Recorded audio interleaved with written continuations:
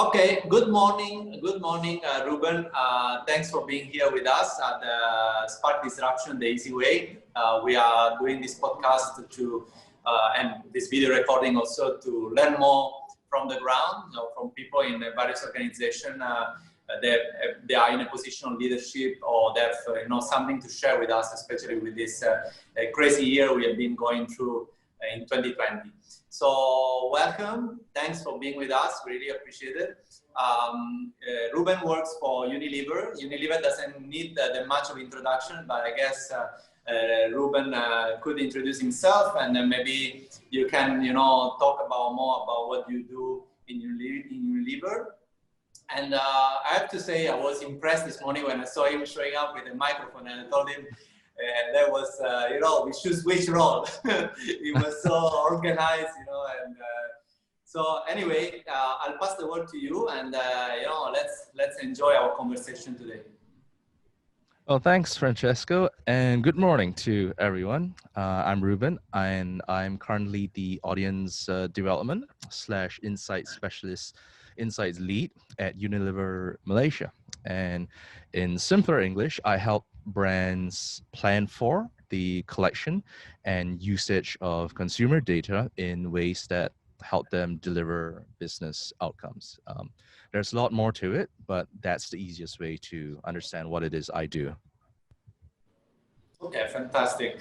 So I think before this, we have been talking a bit. So the way I get to know Reuben, just for the audience, is that we were chatting on LinkedIn because I saw his comment that was quite interesting.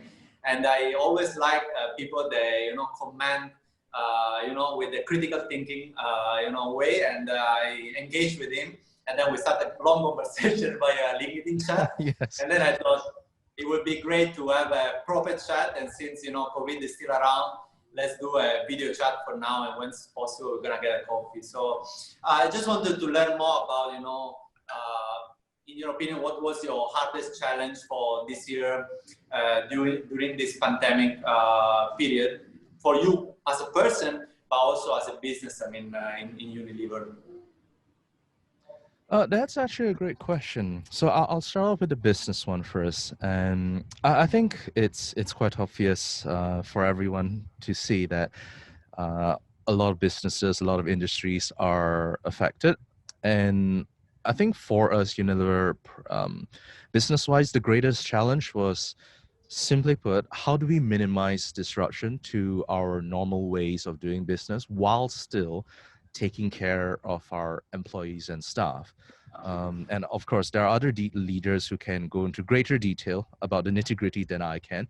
But the short version is that we had to rapidly adapt to challenges to our business model, such as moving from brick and mortar retail to e-commerce, while at the same time, we had to think about how do we keep the business running while not endangering any of our employees or staff, whether it's in marketing or in supply chain or our delivery staff, that ensures that supplies are moving to where they need to be. Dealing with one or the other on its own would have been a challenge in itself, but dealing with both at the same time, that was probably the thing that we had to wrap our heads around. Like, how do we prioritize the various tasks, which comes first, which comes next, because it's not as simple as let's just sort out one and then sort out the other, because you kind of need to have a very delicate balance of both. And that was probably the single biggest challenge, at least for us in the first couple of months of lockdown, because due to the nature of our business, we do rely on our logistics coming in from other Unilever markets as well. And due to the stringent lockdowns at the beginning of the year, I think a lot of that was just shut down. There was no negotiation, at least until a couple of months later, where we were able to sort of justify that we were an essential service because we're providing hand wash products, for example, or cleaning products, for example. So they're really critical in helping people keep COVID-19 at bay. And for me personally, I wouldn't say I've suffered too much. um, as you can see. But part of it was really because I was really fortunate to have had prior exposure to open source projects. So I've worked with people from around the globe, remotely, virtually. I've never seen their faces. Sometimes I've got an 8 to 12 hour time zone difference to work with. And you just get to learn how to adapt to such situations. You know, you can't just walk up to someone's desk and say, hey, I need a report on this, or how's it going? So I had that experience of working in this kind of scenario. So the transition wasn't so difficult. But the takeaway from this is that you have to prepare. As a leader or even as an individual, you have to prepare mentally and physically. Mentally by sort of setting very clear cutoffs. Physically, it could be as simple as having your own little corner at home where you draw the curtains and say, okay, this is not my office now, because it helps you focus. And you just gotta practice, even if it's half an hour every day, and then you extend it to 1 hour every day. The more you practice, the more comfortable you get to it. Because that's really the challenge that many of my colleagues have been saying. Oh, it's really difficult to adapt to working remotely completely because I don't have a table, I don't have a chair, I'm working out of my couch and everything. So yeah, definitely practice and preparation would help. Yeah, you're right. That was even very tough also for me when I remember I had to switch and work from home. And once you have also not only one but two person, maybe your wife or or Yeah. your companion, then you are like, okay, I'm on the phone. Sorry, can you please lower down your voice and say, Yes. you have this kind of issue. Unless you have you live in a mansion, you have live like issue of co-living with somebody else that is also on working on a Yeah. 8 hours a day minimum, because once you switch from working from home, you usually your hours extend to over the 8 hours a day, right? Yeah. So I think there were a few issues, like one was dealing with some other person in the house or your kids or anybody, right? Find your own peace and also find your focus, like you say, in a way. How do you manage to find your focus and at the same time also communicate with your different colleagues, everything on Zoom or on calls? It's not the same as being in the same room. Essentially, Yeah. you are extending the time of communication, because yes, you can communicate with many people, but it's not the same. So you need to get used to that kind of communication, I guess. Yes, that's very true. And I should probably mention that I have it easy because I don't have children. So that's the single biggest part of the challenge, sort of taken away from me. But above all else, I would recommend this, whether you have whether you're married or you're single or you have a couple of kids. It's important to talk to them and say, look, things are a bit different now. You know, daddy has to do things differently or mommy has to do things a little differently. So I think children will innately understand that yes, mommy or daddy has to do something. They might not understand it for a very long period of time, but definitely setting a bit of boundaries would help. And the other good thing that Unilever has is that we allow our employees to sort of arrange their work hours. It's not necessarily from 9 to 6 that you have to be there. So for example, if early in the morning you need to attend to your children, maybe helping them on their e-learning things, you have that flexibility to help to be a parent, right? You don't necessarily have to say, oh, I have to be work mode from 9 to 6. You can attend a meeting from say 9 to 11, then choose to take 11 to 1 to be a parent to take care of whatever your children need, and then go back to being in work mode from 1 p.m. onwards. And if you find that you need a little more time to get things done, then you do it, right? That's probably where trust in the people that you work with, trust in the people that report to you really helps if you're a leader, especially if you know they have um, like parents to take care of or children to take care of. It really helps if you give them that little bit of flexibility. as the work is done within a reasonable amount of time. I agree 100%. And also, people appreciate that, if you give them the opportunity to also sort out their own family, I wouldn't say issue, but their family living, condition, like they need to use, if they have kids or they need to prep lunch or anything. Otherwise, it would be on their mind, and they would be more stressed to do their job. Instead, like that is, off their mind, and they can do the job better, and you don't have to be on top of them, 9 to 6. Like you say, you have to trust your people, because I think once you give this trust, then your team will appreciate, and it will do the job that needs to be done. Of course, things can go haywire sometimes, but I think it is a good attitude, a good approach. Like you say, trust your people, give flexibility. I always say, even in my team, I give flexibility, but also, it's a bionivocal. I take, in terms of if you need the day off or you need time off, go ahead. But if you need to work harder because there's something that we need to do, then, I hope, it goes back and forth, right? So I think it's like that. If you care about your people will take care about you, and about the business at the end of the day. Yes, I absolutely agree with you, Francesco. So what was your key lesson learned then this year that you would like to share with some of the leaders in the region? Oh gosh, there are quite a number of lessons, but for sake of for the sake of brevity, I think let's just focus on two, maybe plus an optional one. And the first one, relevant to COVID, is don't mistake activity for progress. And this ties back to what we were just speaking about trusting in your people. Now, it's quite easy as a leader or as a manager of people to think that if my reports are sending me emails daily, hourly even, that they're doing work. But I have been in situations where people do that out of habit and not because they actually have anything meaningful to report. And this goes beyond just emails, right? Sometimes it goes into meetings that are held. I think we've all been to one of those meetings where you join a meeting, it's 9 a.m., everyone stumbles in like by 5 past. Okay, guys, this is the update. You ramble on for 10 minutes and then stone silence for everyone else.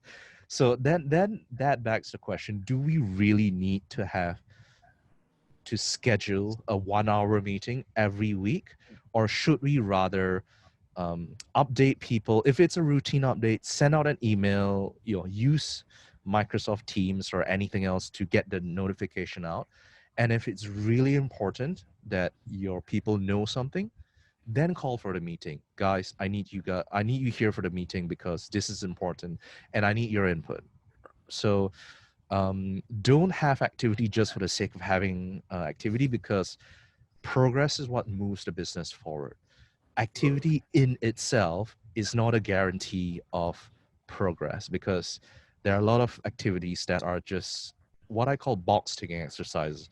I need to have an update meeting on Monday. Check. I need to update the boss. Check. And at the end of the day, you're just generating a lot of activity without moving closer to what you want to achieve, whether that's driving sales or increasing your market share or anything, right? So one way to get around this is to have clear objectives, be very clear about what it is you want to achieve, and work with your team to decide how best to measure it. It shouldn't be measured in the number of meetings that you hold or the number of emails that you send. It should be clearly measurable, sensible milestones that help drive a campaign or a business goal forward. So that's the first lesson, I would say. And everyone, every leader, every industry will have a slightly different way of doing things. It's okay to try new things. I think during COVID, every single brand in the world has had to try new things. You're not alone in this. So, and related to this is probably my second lesson: communicate with your frontliners.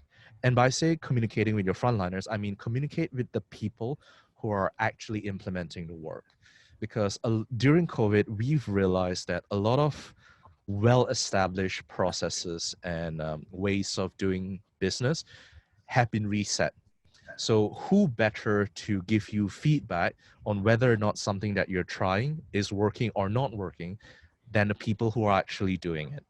And perhaps it's also something that I've seen in my years of experience where the message that comes from the ground, by the time it reaches to head of department level or director level, the message has been convoluted beyond measure, right? And so what happens then is you, as a director or as a leader, you don't get the real picture of what's going on the ground. So again, this is also related to something that we've spoken about earlier. As a leader, you have to be hands-on.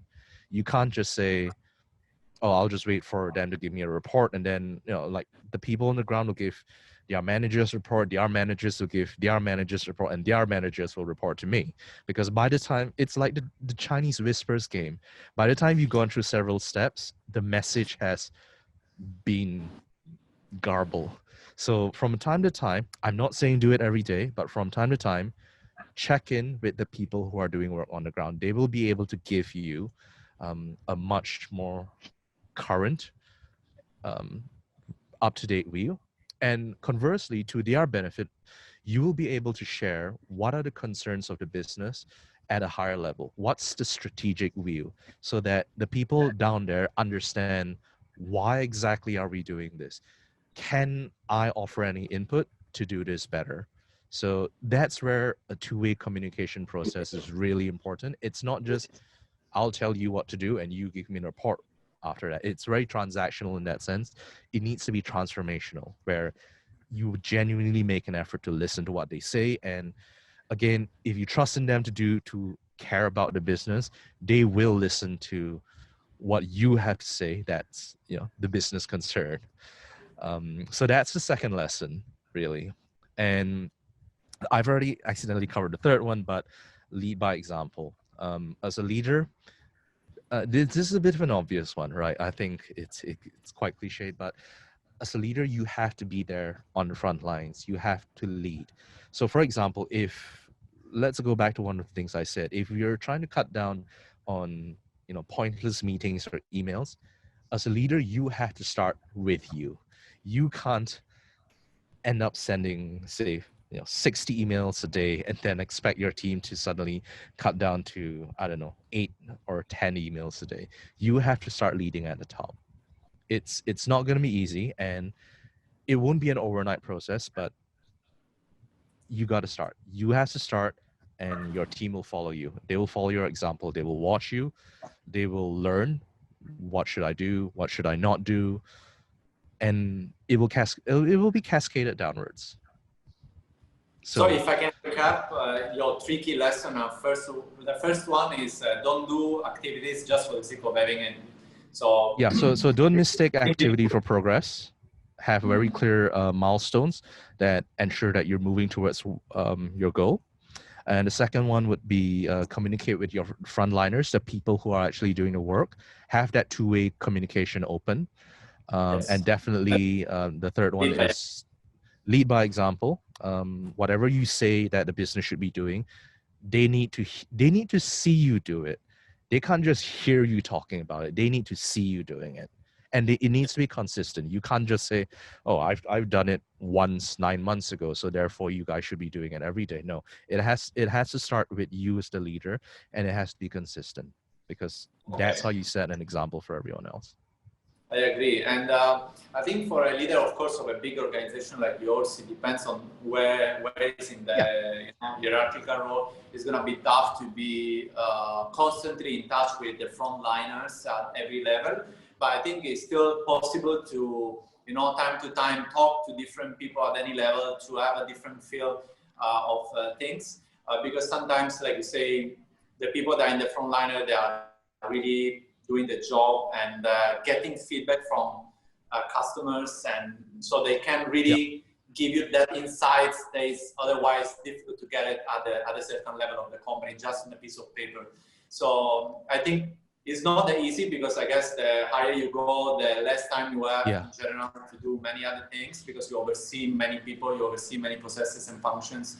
but at the same time, maybe it's also good to maybe dedicate a little bit of time to touch base and get in touch with the reality, you know. So I actually have a short example on this.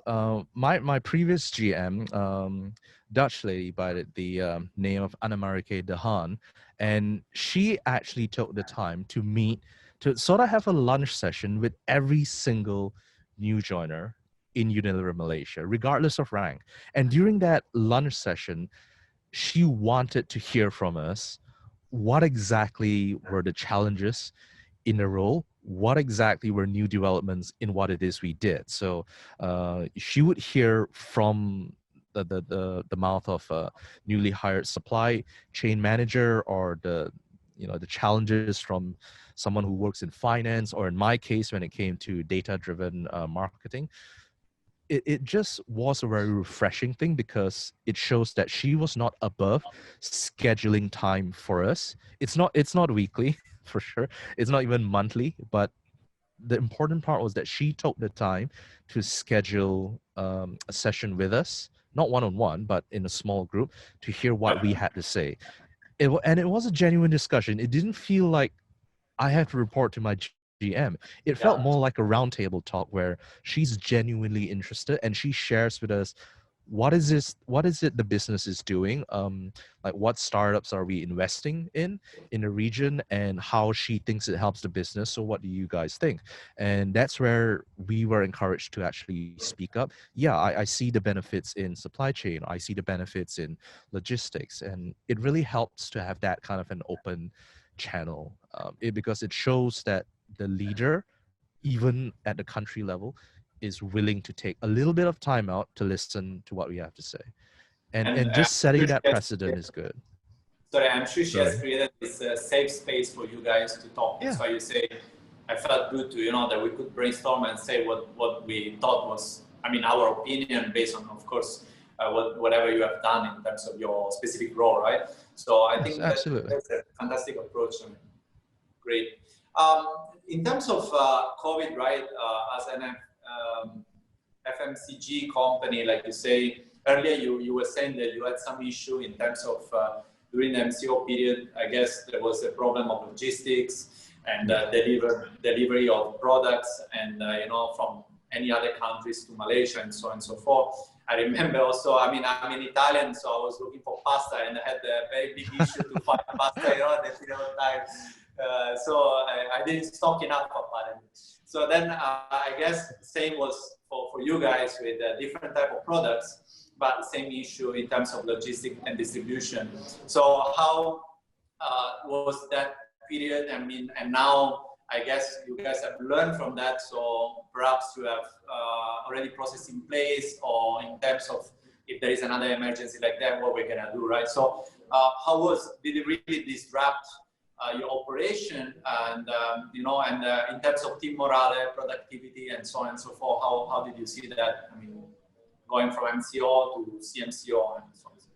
If you can give a quick answer to that, I know it's a tough question to give a quick answer, but So yes, I'll try my best. I guess one aspect that is most visible would be our pivot towards e-commerce, right? Because also in line with the government allowing um, logistics providers to be classified as an essential service, that meant a lot of people were just buying stuff online, whether it's from Tesco or Lazada or Shopee. We just had to pivot to catch that trend, because otherwise you would not see your product move at all. So that was really one of the examples of how we had to really scale up our existing ways of working for e-commerce. So previously it may have been, maybe, hypothetically, it might have been third priority after our big accounts, but now suddenly we have to account for, maybe this is important for us to push it up the priority list. So it's not so much a change in processes, it's more like a change in what do we have to prioritize now. Because previously we may have said it's important to ensure that store shelves are brick and mortar store shelves are stocked. Now we need to make sure that we have supply going to our e-commerce partners, because it wouldn't make any sense for us to have a storefront and then not have adequate supply. So, and because things move, I guess, a lot faster when you get to buy online, you see your stock levels move a lot more rapidly. So we also had to learn how to react faster. It's not just we'll wait for the report at the end of the month. Now it could be on a day by day thing. So Ruben, So, so just for us to understand, before you guys were supplying distribution like Tesco and so on and so forth, right? So for, like you say, to refill the shelf and all that. But now you are going into e-commerce. So even there, they are going to e-commerce. So is that as your distribution channel change, or you still work with Tesco, you still work with different other we definitely providers? still work with them. We definitely still work with them. We appreciate we genuinely do appreciate the relationship that we have with all the modern trade, general trade retailers we have here. It's just that if, for example, they reduce their amount of stock that they would take from us, we still have to sell it somewhere, right? So that's where we work closely with our partners in Lazada, in Shopee, or in health and beauty. It'll be like Watsons and Guardians, to start selling more to it through their online channels. So that's a discussion that the B2B side of the business, as well as the e-commerce side of the business, have been working tirelessly all year. And it's probably a great thing that they finally have a chance to show that, hey, e-commerce is not just a fad. It's genuinely a practical way for a lot of people to shop, such as myself, because I love the convenience of just buying things online and having it delivered to me. So as consumers' buying patterns change, maybe previously people would not have considered they want to pick stuff out of Tesco. Now during MCO they don't have a choice but to buy online or not buy it at all. So we had to follow where the consumers go, right? And Right. and whether or not we'll be able to keep this up in the future, we're not sure, but it will definitely not go back to purely how it used to be. There will be quite a number of people who will adopt remote working as a regular way of working. So therefore, they might think, you know what? Previously, it was fine for me to just pick up groceries on the way home. Now, I'll just have it delivered. It's a lot Yes. easier. So we have to be able to support our partners in terms of that as well.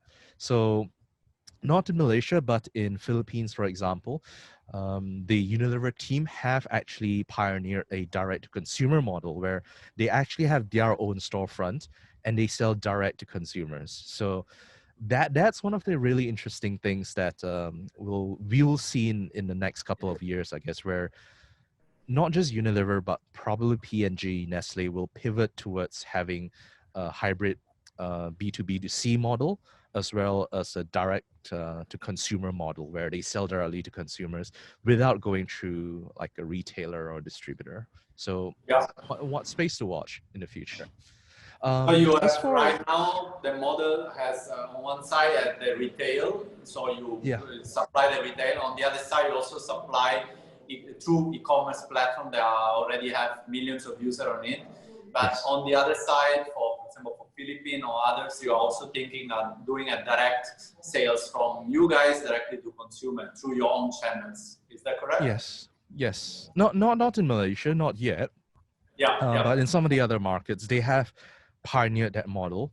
They're not, and a question that will come up here is how will the discussion be held? Because if we go direct to consumer, we are no longer a supplier to the retailers. We are now also a competitor. So, In a way, you are cannibalizing that relationship. correct. Yes. So And the wholesaler will say, hey, yesterday you sell to me, then I sell to people, now you sell straight to yes. people, so my role is redundant in a way.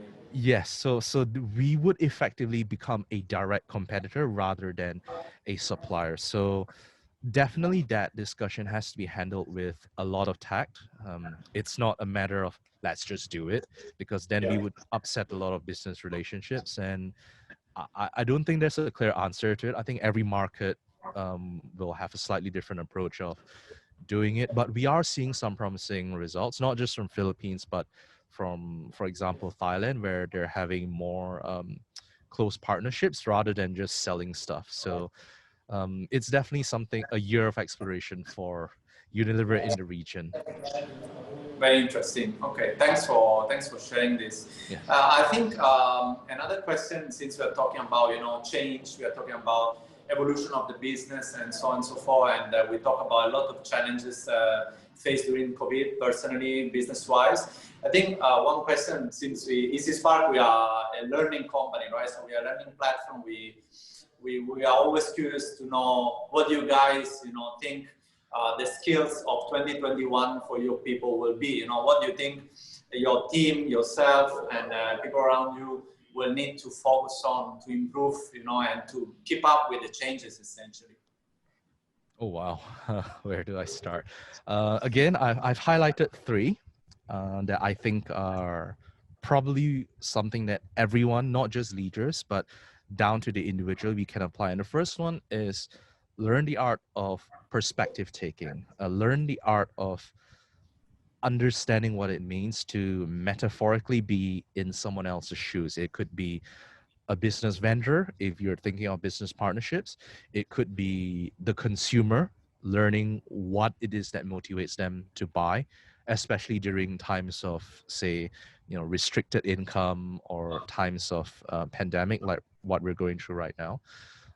Because if there's anything that this pandemic has taught us is that we need to start being more understanding of other people's needs and scenarios, needs and wants per se, and not just project what we think is their needs and wants onto them. We have to actually listen and try and understand the situation from their point of view. And I'm saying this while thinking of our marketing towards consumers, because for me, marketing has always been about addressing the question that a consumer would have of what's in it for me, right? So especially during times like this, if we're spending all these marketing dollars or marketing euros on marketing, there needs to be a very strong element of this is how it benefits the consumer, whether it's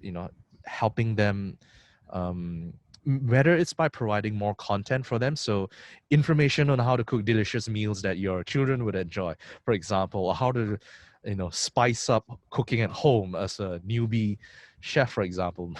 Things like that would really help a brand sort of establish that, hey, we understand that things are different and this is what we're doing to try and help you do that, to try and help you deal with that. So I think it was Unilever, Australia, New Zealand, that actually sort of packaged a couple of recipes into an ebook, and they gave that away for free. And if I'm not mistaken, the recipes in there were simple, easy to make things that sort of serves like an idea, inspiration plate for people who are new to, oh, I've got to now start cooking at home because I can't go out to eat, or because it's too expensive to go out and eat. How do I make meals healthy while still being cost effective? So that's where Unilever, ANZ were able to step up and say, you know what, because we have the money to work with nutritionists, to work with chefs, celebrity chefs even. Here is our contribution to you for free. We don't charge you anything. You just give us your email. That's the value exchange, right? And we give you the ebook, right? And if it's valuable enough, we will keep doing that in the future. So we're actually trying to do that in Malaysia because you've been here long enough to realize that we love our food very much. Yes. So it's one of the ways that we as a brand, as a big brand, can give back to the community, not just by selling things to them, but in these sort of value add things where money isn't the primary value exchange. So it's definitely one of those things. I would say So the we can second say important. active listening. Can we say that? Yes, active listening, being empathic. It helps in perspective taking, Okay. and it needs practice. And I'm a psychology graduate myself. It definitely needs practice. No one is immediately good at it, right? So Yes. it needs a lot of deliberate practice. As a leader, as a husband, or as a parent, you have to practice. And you might not get it right the first time, but it's important to keep doing it. And I guess the second important skill that I would say is learn how to cross pollinate skills across multiple disciplines. And what I mean by that is, you know, the saying, jack of all trades, master of none is oftentimes better than a master of one. And I found that to be very true, right? Because even if you're not a master of anything, if you are able to do multiple things, you are immediately more adaptable because you've been exposed to multiple things. You already have the fundamental there, and you are able to pivot rapidly. So a very good example would be, let's say you're a media person, right? And you probably haven't considered e-commerce before this because you would think, oh, it's not something that's important to me. But if you have a basic understanding of e-commerce, this year you would have been able to pivot and say, you know what, let me apply my understanding of media to e-commerce, because suddenly, out of the blue, e-commerce is at the top of many companies' agendas. Because without Yes. e-commerce, we wouldn't be able to sell, at least for the first couple of months where we had lockdowns. And it's not going to go away. I don't think it's a fad that will just go away after the pandemic. So having that kind of ability, so rather having that broader skill set allows people to pivot. And I think this is something in the IT industry, they talk about having a T-shaped skill profile where you have certain areas of expertise, but you also have a sort of lower but broader skill base in many things. But Yeah. I noticed you had a question or a No, no, remark. no. I completely agree with what you say because I also like to call it learnability. So learning how to learn, right? And Yes. also goes hand in hand with the adaptability, right? So the flexibility of your mind, the curiosity that you have, and I think it comes very handy. So, for example, for me, when I started the company, I was. I mean, I like technology and I'm a very curious person, but I wasn't a developer, right? So I had to rely on developers to help me to build a platform. But then after a while, also, since I'm very curious, I learned myself few things that help me to survive, right? Because at certain times you might not always want to rely on anybody. Sometimes you also have to do something yourself. Yes. So during the COVID, I was a little bit more free, so I was learning a bit more programming, and I could do something on my own. Of course, if I need to do something serious, I still need a person that is, Yes. has a specialization in it. But I can survive. I can do a few things. I can move things around, which is still very important. And you also learn, you explore. You have, thanks to that, you also have a different approach to and different point of view on things because broaden your perspective, right? So you are looking at things in a different way. So I guess learning how to learn is very crucial nowadays. It doesn't mean that you need to know everything, right? But you can expand your knowledge. You can expand and try and test and, be curious. Because that will help you to, even now we are doing a video, for example, a video recording, right? There are a few things that still you need to learn, once we do this, we need to edit, how to edit, which software, and Yes. all these things, it comes in handy. It doesn't mean you have to know everything, but why not? If you have some spare time, you can learn something new this year. It's good to learn something new all the time because I don't know, you just enrich yourself as a person. Then you can enjoy talking to other people and Yeah, sharing yeah, and creating, be absolutely. part of other communities. Yes, absolutely agreed. If we have time after this, I'll probably talk a bit more about what I've been doing um, during, as far as picking up additional skills during COVID is concerned. But I think the last, sorry, your camera just went off. Sorry, you lost me for a second. Um, oh, it's all right. I guess, well, not the last, but the last of the three I would talk about is something I mentioned earlier. Is you have to learn how to focus. And I don't mean focus by, plugging your ears and just going off into room. I mean focusing not just your attention, but your energy when it comes to doing things.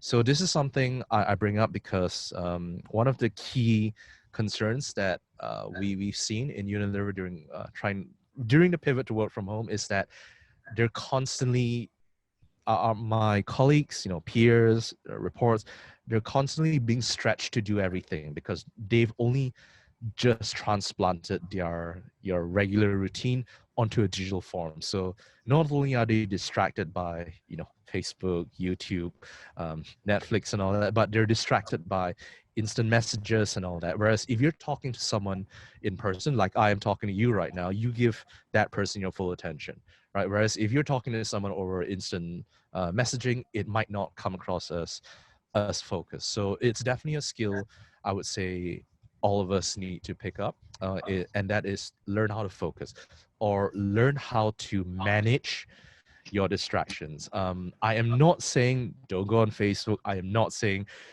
don't have your series or anything, but I'm saying learn how to keep it under control.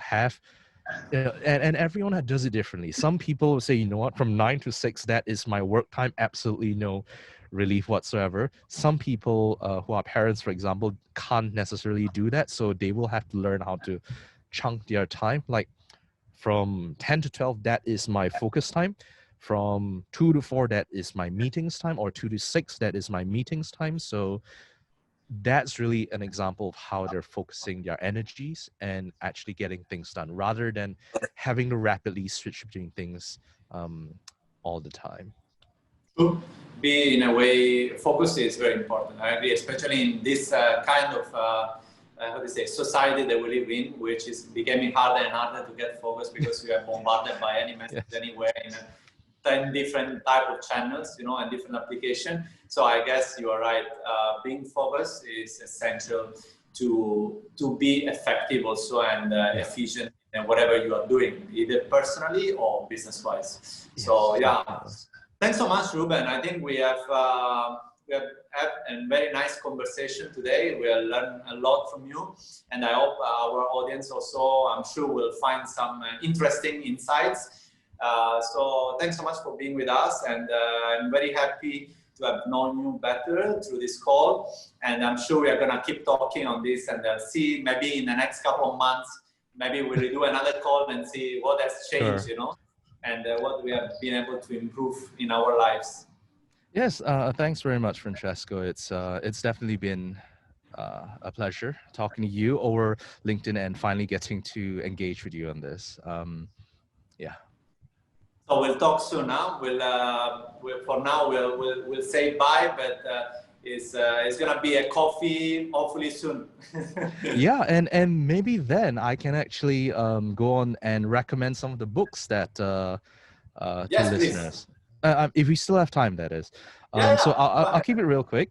Yes. I actually have 3 books. Well, no, I actually have 5 books, and the reason why I picked the 5 is they're really relevant to the subject at hand. And the first one is Start With Why by Simon Sinek, and it goes into what we spoke about earlier about really understanding what it is we're doing, and being able to have that mindset of questioning, why am I doing this? Not as a way to challenge your boss or your peers, but just getting that understanding, I'm doing this in this way because it helps the business in that way, right? So Start With Why is a really good book to start with. And that brings me to my second one, which is Measure What Matters by John Doerr. So if you haven't heard of John Doerr, he is the one of the venture capitalists that actually funded Google of all the companies. And so Larry Page and Sergey Brin have actually consulted with John Doerr on how exactly to scale Google as a company. So this is not some bedroom strategist. This is actually someone who has tested the framework. And Measure What Matters is really simply explaining the whole OKR, or Objectives and Key Results framework, that Google as well as many other companies has used. And at its heart, it's about understanding what an objective is, and then identifying key results that actually definitively move towards move the business or move you towards your objective. So that goes back to what we spoke about, of not mistaking activity for progress and measuring the right thing. So measure what matters. And we literally just spoke about focus. So this book called Deep Work by Cal Newport is a really good example of it, because it goes into multiple examples about how in this day and age we're pulled in so many directions, Twitter, Facebook, instant messaging, emails. How do you learn to manage all of those? Yes.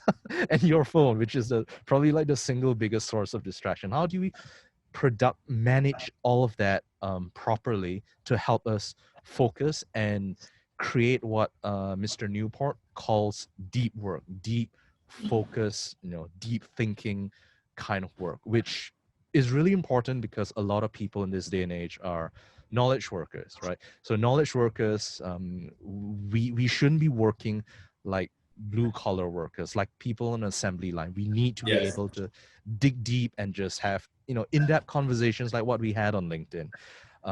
So that's a really good book to read. And related to that, the next two is one book. It's called So Good They Cannot Ignore You, also by Cal Newport, and it talks about what we spoke about having multiple skill sets. It talks about both focusing on exactly what it is you're doing and having such a high standard for it, taking ownership of your work, that it really, really speaks volumes about you.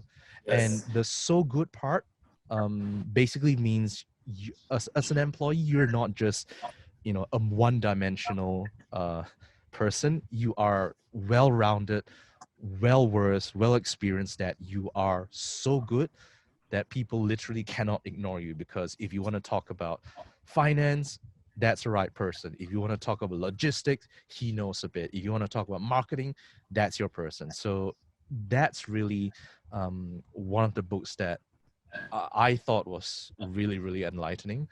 And the last one on the list, but by no means the least, is Indistractable by Nir Eyal. So we spoke a bit about focusing and managing distractions, and Indistractable goes into detail on how to prioritize things. So I think a lot of people seem to have a either or approach to Facebook is good or Facebook is bad. And the fact of the matter is, it kind of depends on what it is you're trying to do. So if you're trying to, say, conduct research or trying to write a long research paper, having that constant Facebook interaction might not be beneficial. It is a distraction from your objective. But if you're, let's say you're a journalist, or maybe not a journalist, but someone who has to interact with people on a very regular basis, Facebook or other typical distractions might actually help you might be your tool.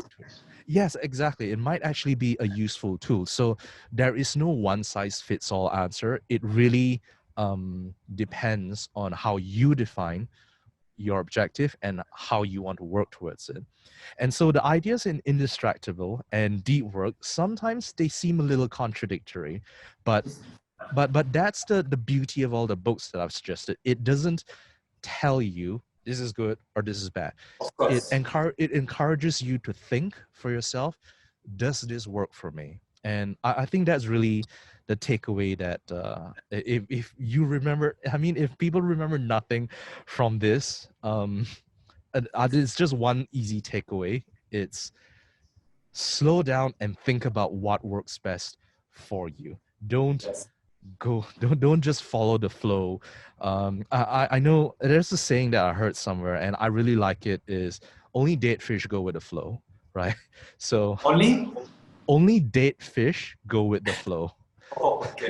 It's a bit dramatic, but I think it challenges us to think about many things, right? So when you stop and think about many things, like, can I improve the way I'm doing? Can I improve ways of doing of running the business? Can I improve the way I'm engaging with people? Can I improve the way I focus on work?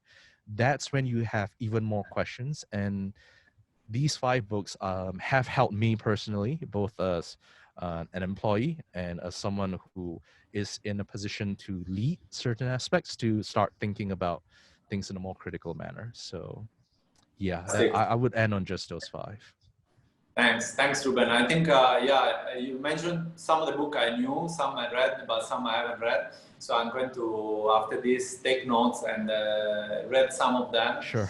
I agree with what you say. No, every book, you will find something interesting in every book, or maybe not, but it doesn't need to be applicable 100% to your life. Yeah. It's really like you have to take it and then see what applies to you and what matters and in what size or effort and things like that. So it's good to be exposed. So the more you're exposed, the more you can put together a puzzle that works for your life. At the end of the day, like you say. Thanks so much for sharing. I think that was a very interesting share. A lot of insights. So a lot of things to learn from us, and I hope for the audience too. And we'll catch up soon in person and again live perhaps in a couple of months. Talk soon then, Ruben. Looking forward to it. Thanks very much, Francesco, and have a good day. And thanks everyone else for tuning into the podcast.